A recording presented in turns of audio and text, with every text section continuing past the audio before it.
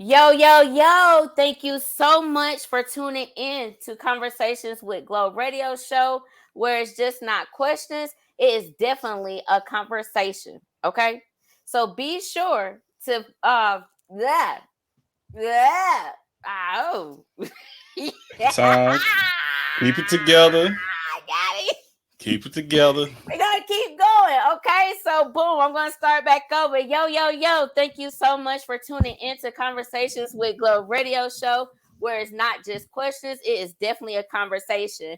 Be sure to visit convowithglo.com to sign up for the emailing list. So therefore you can get more information about me, your girl Glo, and also about the upcoming guests that I have for that's basically coming up on Conversations with Glo radio show. So make sure y'all do go to convowithglo.com to sign up for the emailing list. And what I'm going to do is introduce the guest that I have with me tonight, and then y'all already know what we're gonna do is get into the conversation. Well, go ahead and introduce Oh, yourself. my bad, my bad. Hey, y'all. I'm Drake. B Drake with Everythang Culture, the podcast for all cultures, the podcast with a purpose. Um, you know, we drop episodes at least once per week. We have a segment called The Makings of You, and our focus is to learn people. Our goal is to get to know people so we can love people. That's the goal. Our mission statement comes in the words of Dr. Martin Luther King Jr., and that is he believed that men hate each other because they fear each other. They fear each other because they don't know each other, and they don't know each other because of segregation. And because of segregation, we have miscommunication. So we got our pillars of respect, communication, and consistency. So once again, so we get to know each other, so we can love one another. Background and casework. I'm a mediator. I'm in HR. I'm in recruitment. I have a pretty lived experience past, I would say that. But I'm so thankful for coming over here. Thank you for inviting me, Glo. Look forward to having you on with us as well in the future. So let's get No into it. problem. And thank you so much for accepting my invite. It's very, very dope to actually have other podcasters to come on to Conversations with Glo radio show. So therefore y'all can, get out so other people can know, who you are and what you're about. But All right. let's go ahead and get into this conversation. Let's talk about the kids. Okay. Mm, So I've noticed that, you deal a lot with CPS. hmm Haven't did like much of digging, but can you tell me what is your role in CPS? So my former role. So let's pull out the resume. Oh, okay. Let's pull it up. Shoot, pull it out. So I graduated from the University of Houston in 2009. I started working for the Department of Family Protection Services for the state of Texas. I worked there for close to 2 years as a conservatorship two worker, basically a foster care worker. Basically, when the kids came into care and they became custody of the state, um, temporary custody of the state, I became their caseworker. Okay. So I did that for, once again, close to 2 years, working in and out of courts, transporting kids to their placements, checking on the kids at least once per month, communicating with the family, writing up child plans, writing up family plans, testifying in court, um, going to all their therapy, well, not going to their therapy sessions, but going to a few, reading therapy notes, reading parents' notes, implementing or, apologize, not implementing, but requesting urinalysis and drug tests for parents. Like it was a job. We can get more into it in the future in a So moment. you were the one that actually came and knocked on the door and was like, "Oh, that you received a phone call." Mm-mm, mm-mm. So I'm Oh, gonna okay, I'm gonna break okay, that down how it okay, works in a second. So that's why I said I was a okay. conservatorship worker. Basically, when that already happened, I'm usually like the second, third caseworker coming to effect. So Oh, and I see you see I'm gonna put y'all on game about yeah. things. Go. I mean, go So ahead and put me on game right now. I'm yeah, listening. but I I'm gotta go all through the ears resume. So after that, because. I worked for I left the state. Then I started working for a nonprofit, and that profit served as known nationwide as CASA, Court Appointed Special Advocates, and I served as someone as a guardian ad litem. And I trained volunteers. Well, I took on volunteers to work kids to be a volunteer to represent the best interests of children in court. And then I moved from that, and I became a trainer and a recruiter and a manager, and I manage hundreds of volunteers. Um, with put through training, going out in the community, bringing them in. Kind of what I'm doing now, explaining to people what does CPS look like and why are we needed to be involved. Why is it necessary to be active, and what does it look like in child welfare? And now I'm in the great state of Washington, and I'm in recruitment, but I still volunteer for what I used to do as an employee, what I used to get paid for.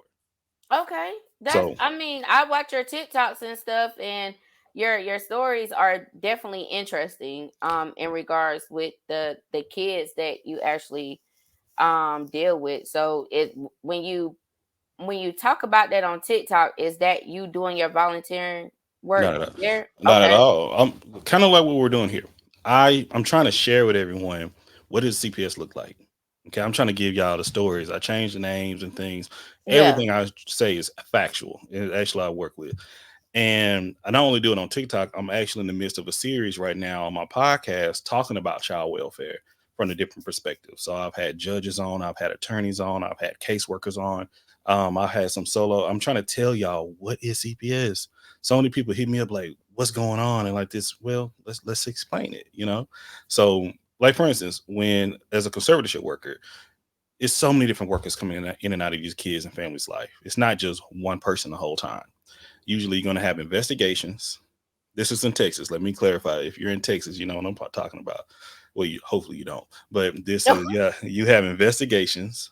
You have family based safety service workers. You have conservatorship, and then usually an investigation.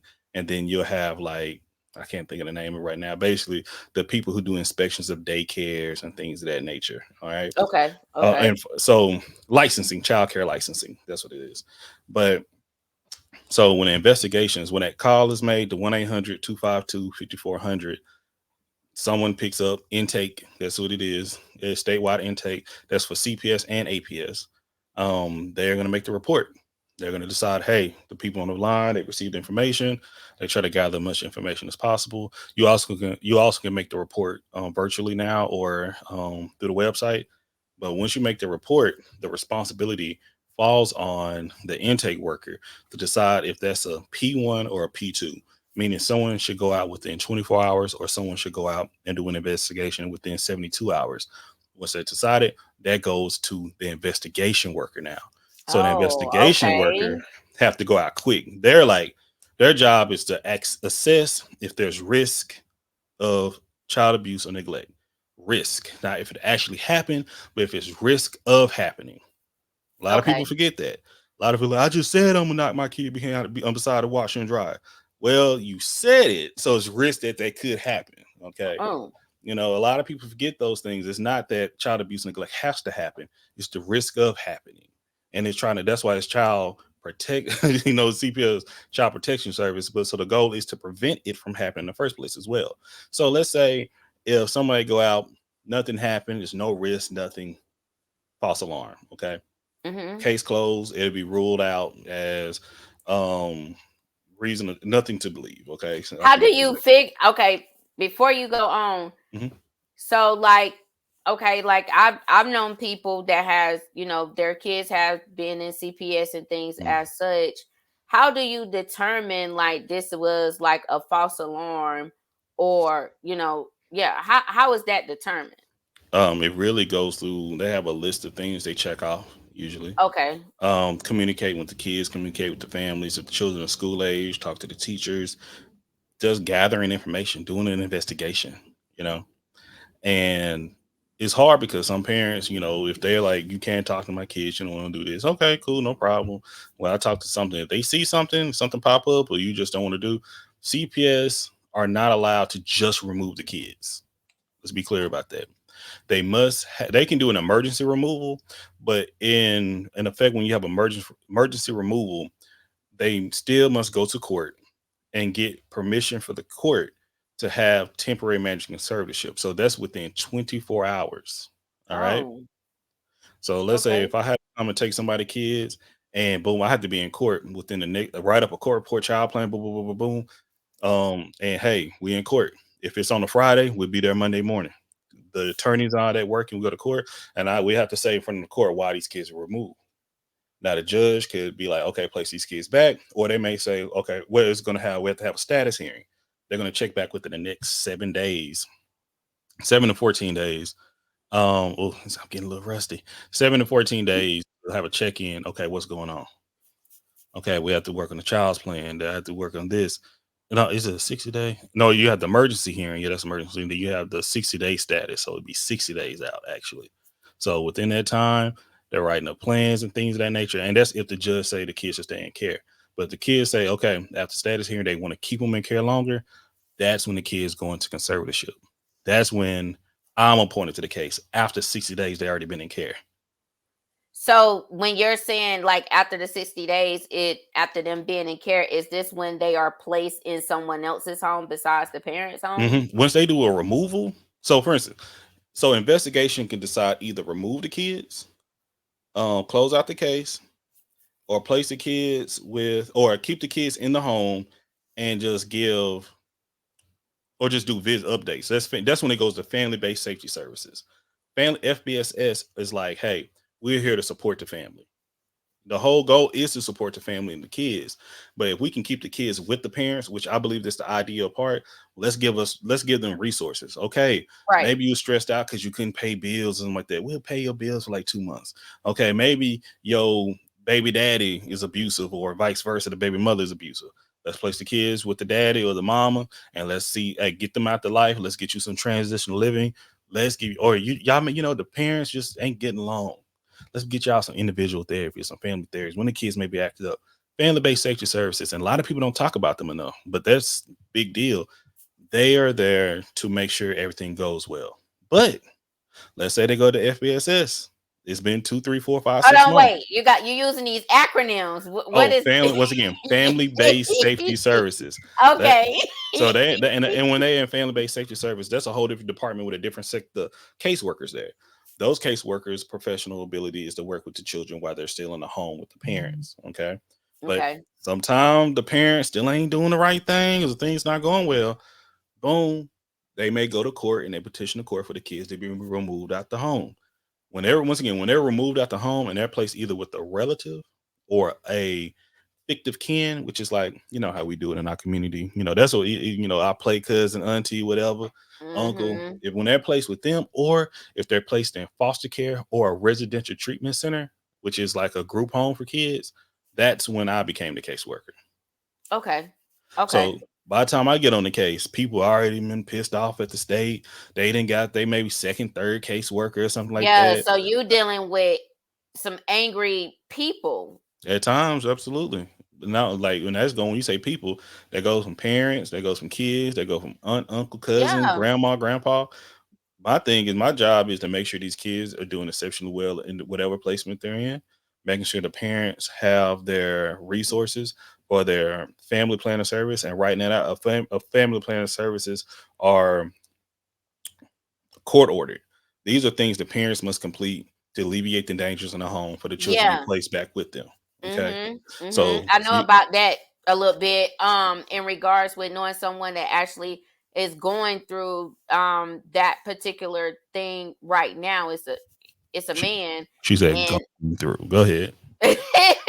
and I mean he got his kids or whatever. Okay. But now the mother is telling lies on him Ooh, it's to a lot of actually that. get the kids back in to the house with her, Mhm. but she's saying that she's not going to leave her boyfriend, which is the boyfriend that's Ooh, being abusive. that So happens it's all the just time, y'all. Happens all the really. time. All the time, y'all. Like, ooh, don't you ain't got enough time for you. That's why I do my CPS story. You ain't got enough time to hear. I got over 2, 3. What 3 minutes? I got like 85 videos of CPS story. Each one of them are 3 minutes with the math on that. You That's know, a lot. That's a lot. that's a little That's a good lot. movie. Yeah, And I'm for be trying to real. put y'all on game. That's a documentary. No. It's a lot of yes. We're writing a book right now. It's a lot of women that are has a title of mother that sell their kids or just don't like. It's sad. It's really cold blooded out here. And that's why I don't watch dramas. I don't watch Tyler Perry. I don't watch nothing that does. And y'all be seeing. I don't care about relate. Man, y'all just don't know the stuff y'all see. It's that's why I be telling people, if you really cared, you'd be out here being involved. You go to your family law court. Just go in and sit back in your courthouse. Just going like one day you get off in the day, just you pay. Hey, you pay taxes. You pay for this. Go and sit in the back of the court and just listen to these divorces and these and like find out when they have CPS hearings. Your mouth will drop. You like they ain't they. This is crazy. They I ain't really think doing it like you done this. gave me something to do. Like find because I'm trying to find something, always something new for me to do. And I didn't think that I can actually just go in there and go sit and listen to them discuss their business, Mhm. because I always thought it was, what I'm saying, it's a private situation. No, it's not. But It's public. oh, well, yeah, you're It's a civil absolutely case. right. You're It's a right. civil You're case. right. It's like a divorce. CPS cases are like it's custody battles. That's what they are. It's the state of the state of whoever versus said parent. Usually it's versus the mother because it's mama's baby, daddy's maybe. Y'all know how to Yeah, go. yeah, absolutely Um, right. I've done DNA. Oh, all the time doing DNA. I've seen so much stuff. I don't watch Mari, none of those judge shows because it's real. It, and So it's I not take it the that you don't watch Steve Wilkos either, because hell no, he no. does a lot with the CPS thing. Because when you see it in real life, and let's see, even if when you go and you sit in the audience, you could be like, "Dang, that's crazy." And then, but Hmm. when you start like in my position, being a caseworker, when you meet with the parents, you meet with the kids, you meet with the grandparents, you meet with the cousins, you get attached. That's why I talk to Yeah. people about boundaries. And but when you see somebody, even when the parent, like, even though I am working toward the best interest of the kids, okay, hopefully the whole family. Even when the parents fail, I still feel bad. I used to go in, I tell the parents, like, hey, this is my job. I'm straight up. Once again, my pillars are respect, communication, consistency. I'm gonna give you respect, even though you may not ever been respected in your life, but I'm going to give you respect. I'm Right. gonna communicate to you my position, my role, and my duty. And I'm gonna be consistent on this throughout this case. When I'm saying hello, I'm saying goodbye. I'm gonna be on here your case from this amount of time to that amount of time. This is gonna be my job. If I catch you lying to me, I'm gonna document it. I'm gonna move forward. I'm gonna let the court know, hey, this is what's going on. If you are testing positive on drug tests, gotta let the court know this is what's going on. But I'm gonna let you know what's happening. I ain't gonna do no slick stuff. I ain't gonna stab in your back. If your kids need this, I am really, and I'm gonna give you resources. I'm gonna help out. If you got a family member, I used to tell all my parents, give me every person in your family can think of. I don't get along with my family, Yeah, and it be like that ma'am. too. Like, yeah. Yeah. Ma'am, sir, you like, do you understand some people don't think it's real? I've had so many parents, young parents, and once again, I started doing this when I was 23. And But I I was used going to, I want to ask you, like, what actually made you choose this path of career? ooh, Like, good question. So a little bit about myself. Once again, if you want to find out more about me, go check out season 2, episode. No, apologize. Season 3, episode 1, The Makings of Mr. D713. That's my moniker I used to go under.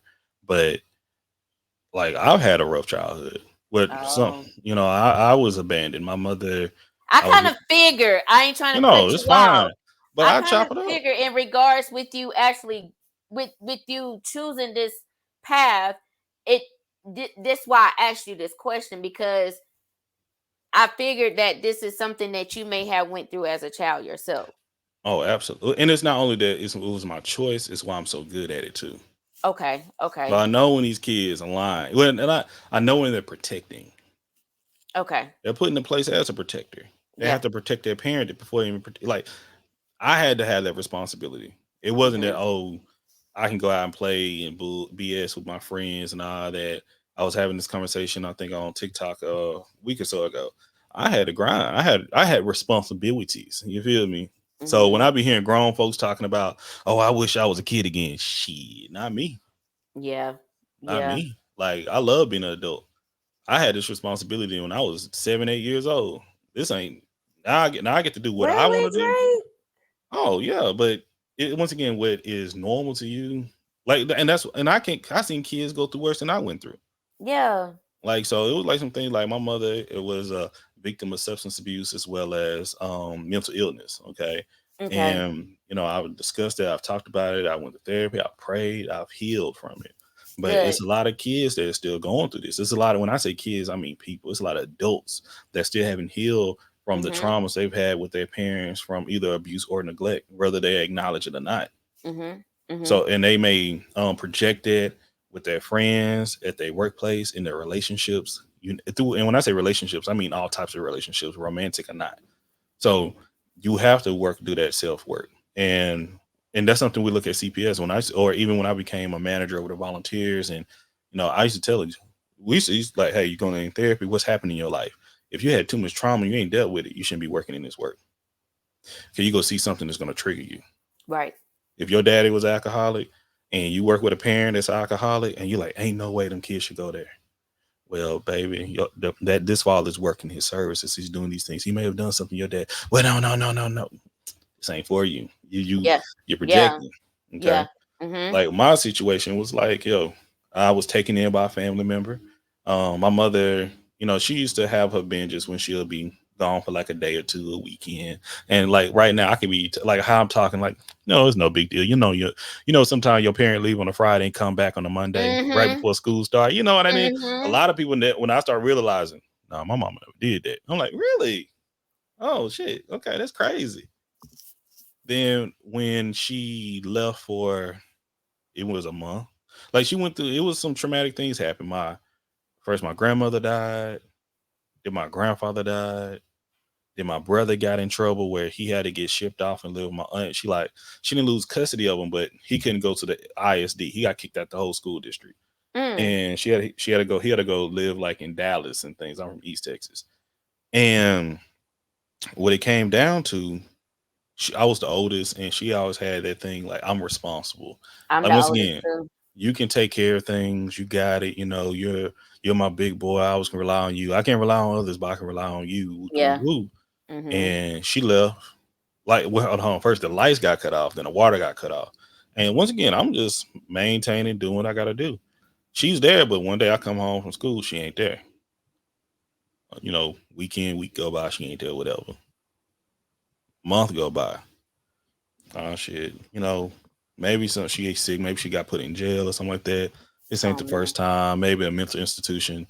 So I should be getting a call from somebody. Somebody should update me what's going on. Once again, this before the internet, cell phones, all this. Yeah. And then when it hit like 2 months, I'm like, oh shit, maybe she's dead. I still got to go to school. I would take him. I would go to my best friends. Right. It's life. I'll go to my best friend's house down the street. His mother would let me in. I'll take showers over there. She asked me, where your mom? Oh, she out and about. They knew my mother had. My best friend didn't, but his mother knew she had issues. They were friends. That's how I met my best friend through her. I was sneaking out where I would get in and out of the house was through the window. I would jump through the window with my fat ass crawling in, and I used to do my homework at school. So I was like, I was still an A student. And this is my 8th grade year. And I never forget, it was like my auntie would come by, her sister, and she'll be like, so, hey, she asked, one time down, like, oh, she went to the store real quick. She'll be back. Woo woo. She come back on a Sunday after church or something. Hey, where my sister at? Where your mama? I was like, oh man, she out. Now my uncle, he was y'all know what a bootlegger is? I'm trying to think. I think I know what a bootlegger is. I mean, Okay. I don't want to be wrong on here, but So I stay I'm in from the South country. Carolina. I'm from the country, and we didn't have alcohol. You couldn't have alcohol in our county. It was a Oh, dry okay, county. yeah, okay. It was in my head. Okay. It's okay. It's culture. It's everything culture here. People, we gotta explain it to. So basically, he was the one he went over the county lines, bought a bunch of liquor, and then he sold liquor out the cans of beers out his spot and all that Mhm. bootlegger, prohibition and shit. But Okay. he had his own thing going on over there, and like the next door, he like we had like 2 properties, and it was right next door. And I figured out later on, he kind of told my auntie, his sister, hey, my my mother ain't been home in he ain't seen it 2 months, 2 3 months. And that's my auntie came over one day. I just got home from school. I was like walking from the bus stop, okay, and she was already there. And I'm like, fuck. I'm like, damn, what's up? I love my auntie. I'm like, what's up, auntie? She like, all right. And she asked me again, where your mama at? I like, I don't know, I just got home. She probably went somewhere cool. She like, all right, I'm tired of you lying to me. I give you 2 options. Either I'm calling the police and getting them, CPS involved, or you can come home with me. Had to make a pimp decision. So I love my auntie. She's my favorite. Was my favorite auntie. Big old house on the north side of town, black community. So I got what I had, and cause once again I ain't seen my mama, so I'm just like shit. This is literally the best thing for me to do, and just packed up my stuff and went to live with her. And I would catch. She broke down the rules like, hey, your mama not allowed in my house. Do not, if she want to stay here and continue to stay here, she cannot be around. This at the age, I understood, but I didn't understand the ramifications. She was hot, pissed the fuck off. Mm-hmm. And Mm-hmm. then she was like, yo, and don't get no girl pregnant. Don't get, I ain't raising no kids. Don't go out here and get no what's it, don't be having me looking stupid in these streets. And if you go to jail, you go stay there. 'Cause I ain't bailing your ass out. Like this is Oh. like boom, boom, boom. Real like this is Mm. me in the eighth grade. I'm like, okay, yes, man. I got chores and I remember she coming over there. It was about dark by the time we made over her house. She all her girls grown now. Like they 20s, what oldest one 13 years older than me. So like almost like early 30s or so. And she didn't have nothing but wine, beer, and baking soda in her damn refrigerator. But she shifted everything around to make accommodations for me. You know what I mean? Change her life around to care for me. I wasn't a bad kid. I was in trouble, and things of that nature, but still. And then when my mother came back, like maybe a month or two after that, I was hot, I was pissed, and So she was hold on, apologetic. wait. That's like 4 months in total. Yeah. Wow. And I never got an explanation for it. If y'all want to hear, Never. if y'all want to hear the conversation about that, I did a conversation with my mother last year for Mother's Day. Okay. Very unique episode if y'all want to check that out. I always do a Mother's Day episode every year, every season. And it was one of those things that she never explained it. And it was like one of those things I didn't really care for it to be explained. I was just like, what the fuck? That was Mhm. simply like, what the fuck was that? That was some wild shit. And I told people, you listen to my episode, people don't understand. Like I became somewhat disrespectful to my mother. That what people say because I've seen my mother OD. I used to have to put my fingers in my mother's mouth so she won't swallow her tongue or anything else in her mouth. I You used to have was to like like kind pick of her up. fed up with her shit. Yeah, I was. I absolutely was. But I also tell people I knew my mother loved me. And a lot of people don't understand it. I knew she loved me.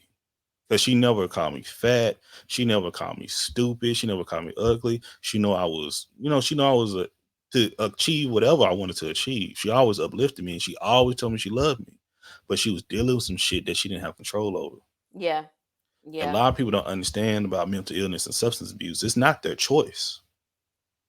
Seriously, when that shit get a hold of you, when it get to the addiction, not use, you got use, abuse, and addiction. When it get to addiction, shit, it's really hard. Yeah. It's really fucking hard to kick that. Yeah. And as a child, you don't understand that. But as a mature adult and a healed adult, I can recognize that. I don't want to say I have to accept it, but I can forgive. I can recognize like, oh man. And like after and once again, to fast forward a little bit, she came back and like I never, I would go visit her. She got sick because she had lupus. And she was dealing with that. Once again, she was dealing with some things. I'm very worried. My mother never had shit from me. She was very transparent with me. And she ended up passing like a year and a half later. And it was one of those things like, man, life is crazy. And I work with these kids and like, my goal is become a judge at the end of the day, end of my life, whatever the case may be, whenever I get there. But the thing is I've seen so many kids experience things similar to what I've been through, as well as worse. But one thing about being empathetic, I've seen adults that has been through a lot, but nobody ever been there to pick them up. Yeah. Nobody ever tell them that, hey, it's gonna be all right. Nobody ever told them that they love them. So and you see it all the time on social media. Yeah. All the time on social media. Yeah. Yeah. Yeah. Goodness, Drake, I did not know this conversation was gonna go this way. But I just, Welcome. yeah, like I'm just taking it all in. It's just it allows for me to really have a different perspective about you as a person and as a whole. I'm not saying like, I want to take your past and this is you and I just want to, he been through stuff, because like again you said, like you healed from that and you're past that, and you got to have that, that conversation with your mom. And again, I'm so sorry to hear about your loss, but I'm so happy to see how strong you are as a person. Oh, thank Um, you. you're very strong to actually to go through the things that you actually went through in your childhood, and to also get out and be involved in the same thing that you actually went through. So, Hmm. more power to you. I salute you as a whole. I do want to thank you so much for coming through and chopping it up on My pleasure. Conversations with Glo radio show. But before we do head out, because I'm pretty much sure it's going to be people that's going to want to hear more about your story, can you please let the folks know where they can find you with? Like right there, every is everything culture. It's a A. It is not a I in everything culture. It's everything. I am country. I am East Texas, South Sea of Philea. You can find us anywhere you type in everything culture. You can Google us. We have a website, everythingculture.com. You can find us on Apple. You can find us on Spotify. You can find us on Good Pods. If you want to see the face, you can find us on YouTube. If you just want to follow us on TikTok or Twitter or IG, type in either everything culture or every THG culture. You'll find us. We would love to have you there. Love to have you involved. We look forward to having Glo on the makings of Yeah, Glo. I told you. Just let me know I'm gonna what's let you up. know. What a I gotta. time and a date. I mean, I know you got a lot going on, but just let me know what's up, and I'm there. I'm Okay. I'm I'm Okay. definitely there. I'm for real. I'm You for real. think I'm deep here? Wait till we start getting to know you. We go. We chop it up. We have a good Oh, time. wait, I So. don't know if I want to look. No, I'm just joking. I don't mind. I don't mind letting the folks know who I am. And again, I do want to thank you for coming through and chopping it up with Conversations with Glo radio show. And for the folks that has been out here listening to us tonight, thank you so much for tuning in to Conversations with Glo radio show. And you already know where you can catch me at the next time, between time, and all that good stuff. Holla at your girl, Glo. Peace.